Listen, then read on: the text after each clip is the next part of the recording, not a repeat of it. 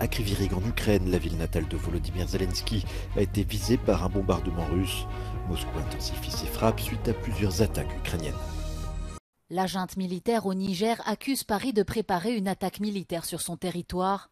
La CEDEAO adresse un ultimatum aux putschistes et n'exclut pas d'employer la manière forte.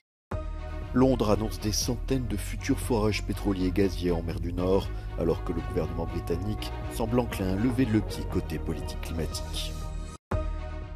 Léger rebond de l'économie dans la zone euro après 3 mois de stagnation. L'inflation poursuit sa baisse en tombant à 5,3% en juillet.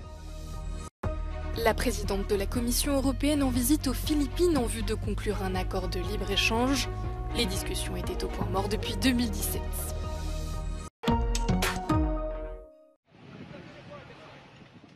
À Kryvyi en Ukraine, la ville natale de Volodymyr Zelensky, au moins 6 civils, dont une fillette de 10 ans, ont trouvé la mort lors d'une attaque de missiles russes contre un complexe d'appartements et un bâtiment universitaire. Des dizaines de personnes ont été blessées et des habitants pourraient encore être coincés sous les décombres. Selon la présidence ukrainienne, quelques 350 secouristes ont été mobilisés.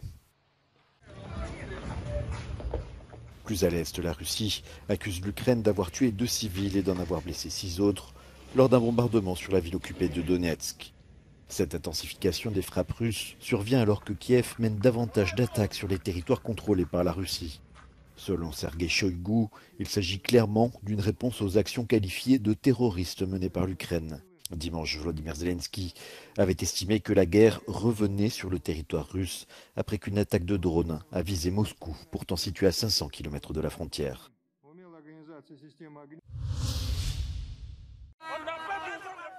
Ils étaient des milliers ce dimanche à Niamey à manifester devant l'ambassade de France. Drapeau nigérien à la main, les protestataires exigent le retrait des troupes françaises du pays. Les putschistes accusent Paris de préparer une opération militaire. L'Union européenne met en garde la junte contre les attaques d'ambassades et d'institutions occidentales présentes sur le territoire. Réunis en sommet extraordinaire à Abuja, la CEDEAO adopte un ton ferme. Ses États membres n'hésiteront pas à utiliser la force si le président Mohamed Bazoum ne retrouvait pas ses fonctions. In the event the authorities' demands are not met within 1 week, take all measures necessary to restore constitutional order in the Republic of Niger. Such measures may include the use of force. L'Union européenne a suspendu la coopération en matière de sécurité à la suite du coup d'État, tandis que les États-Unis ont averti que leur aide pourrait également être en jeu. Dans un communiqué, Paris a indiqué qu'il soutenait les sanctions économiques prises par ses alliés pour mettre fin aux instabilités. Mais le sentiment dans les rues est résolument anti-occidental. Dans les cortèges des derniers rassemblements, des drapeaux russes et des slogans à la gloire de Vladimir Poutine ont fait leur apparition. Le Kremlin appelle quant à lui à la retenue et au retour à la légalité.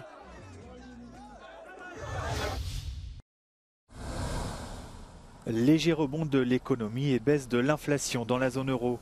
Après avoir stagné sur les 3 premiers mois de l'année, le PIB des 20 pays partageant la monnaie unique a progressé de 0,3% entre avril et juin. Mais il reste plombé par les difficultés persistantes de l'Allemagne, selon Eurostat. Côté inflation, si le taux reste loin de l'objectif de 2% fixé par la Banque centrale européenne, il poursuit sa baisse, tombant à 5,3% en juillet. La hausse des prix à la consommation reste cependant élevée dans l'alimentation. C'est une annonce qui détonne alors que les effets du réchauffement climatique se font ressentir davantage chaque été.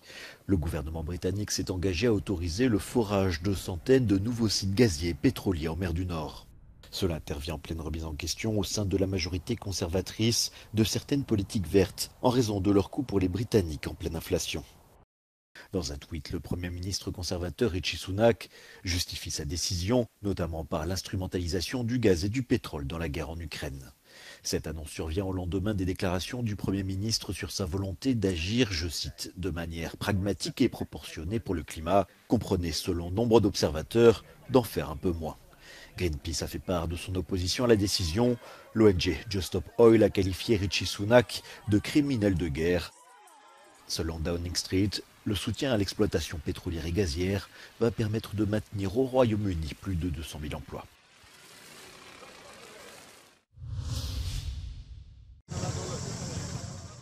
En Grèce, les incendies qui s'étaient déclarés samedi dans le Péloponnèse ont été maîtrisés. Une centaine de pompiers ont lutté contre les feux, appuyés par 7 avions et 2 hélicoptères dans l'ouest de la péninsule, notamment à Olympie. Les incendies encore en cours dans le pays sont globalement sous contrôle.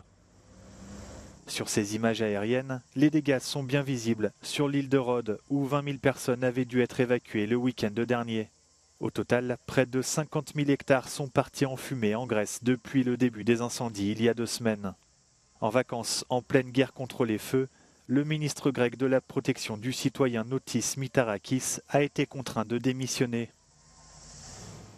La région italienne du Trentin-Haut-Adige dans le nord du pays a, elle, été frappée par de violents orages ces dernières heures. Des coulées de boue ont entraîné d'importants dégâts, des routes ont notamment été endommagées. Un pont en bois a été emporté par un torrent, des véhicules ont été ensevelis suite à une chute de pierre sur un parking. Aucune victime n'est à déplorer. Ursula von der Leyen en visite diplomatique aux Philippines à Manille. La présidente de la Commission européenne et le chef d'État Ferdinand Marcos se sont entendus pour reprendre le cours des négociations abandonnées par son prédécesseur en 2017. L'objectif, conclure un ambitieux accord de libre-échange. Our teams will get to work right now on setting the right conditions so that we can get back to the negotiations. A free trade agreement has huge potential for both of us in terms of growth and in terms of jobs.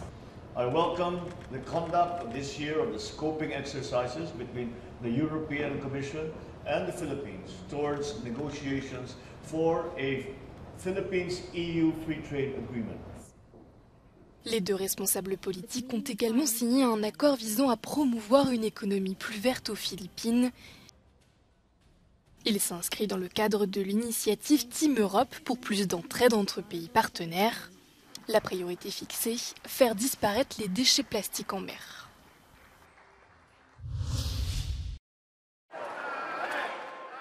Lisbonne est en ébullition avant l'arrivée du pape François à l'occasion des Journées mondiales de la jeunesse. 1 million de jeunes pèlerins venus du monde entier sont attendus dans la capitale portugaise pour l'un des événements phares de l'Église catholique.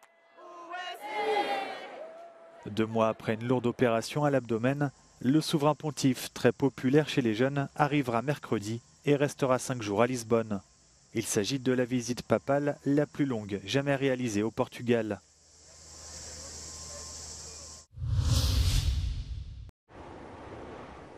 Perché à plus de 185 mètres d'altitude et contre des vents violents, l'Estonien Jan Roos vient de parcourir la plus longue marche sur une slackline.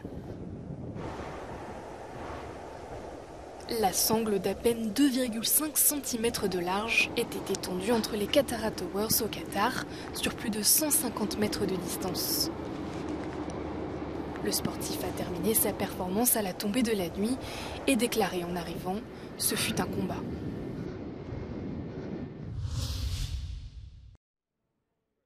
80 ans qu'il n'a pas été entre les mains d'un membre de la famille. Ce livre appartenait à un garçon de 13 ans appelé Bela Engelmann. Il a été assassiné à Auschwitz en 1944. Look, he wrote his name in Hebrew. Yeah, Engelmann. Is it? Yeah. Wow. Ben-Zion Engelmann. Bela a écrit et tamponné son nom dans cet ouvrage religieux, un exemplaire du livre de l'Exode, qui a survécu des années avant d'atterrir chez un marchand de livres anciens en Hongrie. This is the only thing to show that he was alive. We have no birth certificate, there's no photograph. Nothing, just this writing. Bela. Someone watched us on TV, wanted to learn more, and then realised that their father actually might have had books from Lily's family. Lily, la sœur aînée de Bela, qui a survécu à l'Holocauste, a commencé à faire des recherches sur son passé il y a 3 ans avec l'aide de son arrière-petit-fils Dov. Elle a retrouvé la famille du soldat américain qui l'a libéré en 1945. Nice to meet you. Nice to meet you. So nice to meet you. It is so nice to meet you. I can't believe it. Wow. Neither can I.